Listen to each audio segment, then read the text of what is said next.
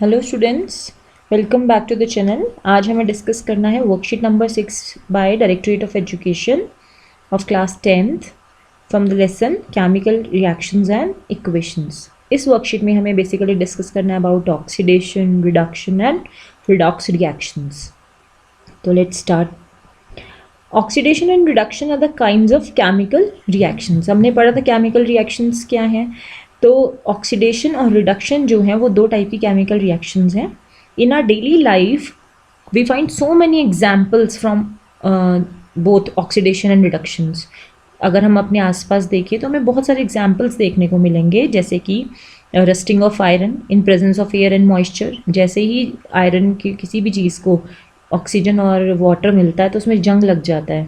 या फिर जब कोल बर्न करता है ऑक्सीजन की प्रेजेंस में, जिसे हम कंबशन भी कहते हैं।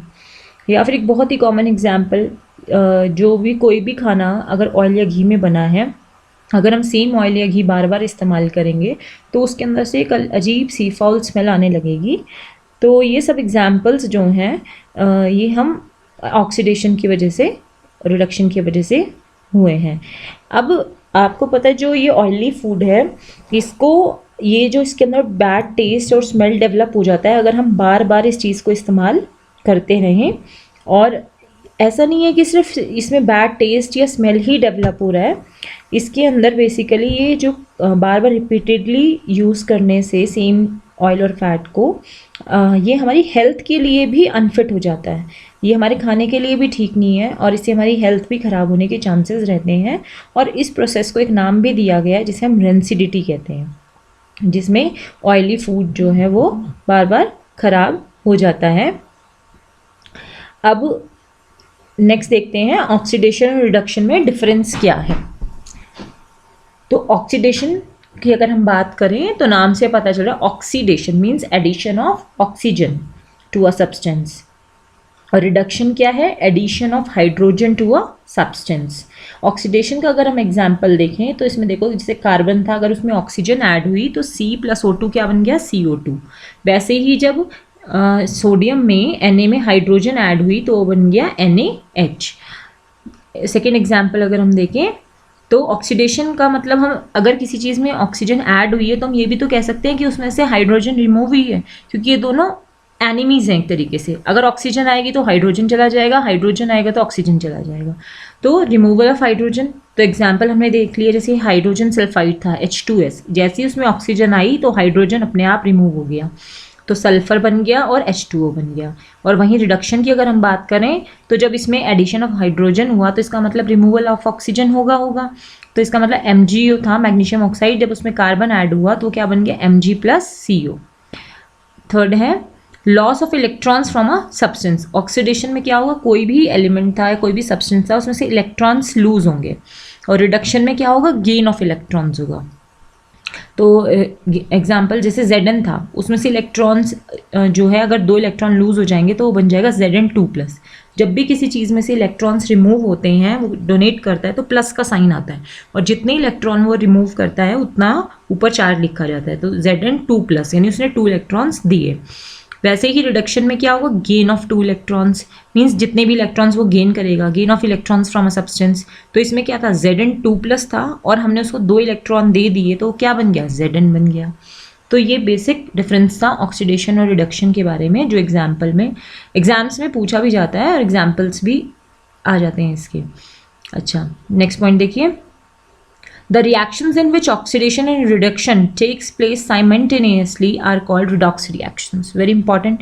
अब देखो, redox का मतलब ही reduction और oxidation है। redox, rid जो है वो reduction से लिया गया है, ox जो है oxidation से, तो नाम बन गया redox reaction। तो इसमें क्या होता है? ऐसी एक रिएक्शन जिसके अंदर ऑक्सीडेशन और रिडक्शन दोनों एक ही रिएक्शन में हो रही हैं, उसे बोलते हैं redox reaction। For example copper oxide CuO, इसमें हाइड्रोजन H2 डाला तो ये क्या बन गया? कॉपर प्लस वाटर, यानी Cu+H2O। तो देखो, कॉपर में से ऑक्सीजन रिमूव हुआ तो रिमूवल ऑफ ऑक्सीजन क्या होता है? रिडक्शन।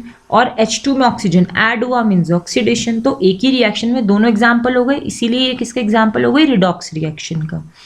तो if a substance gains oxygen during a reaction it is said to be oxidised, यानी जो सब्सटेंस जिसके अंदर ऑक्सीजन आ रही है वो हो गया ऑक्सीडाइज्ड हो गया वो सब्सटेंस।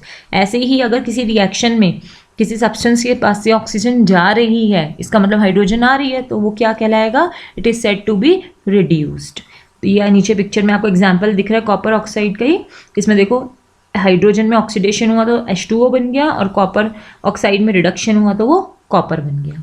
तो ये हो गया रिडॉक्स रिएक्शन का एग्जाम्पल।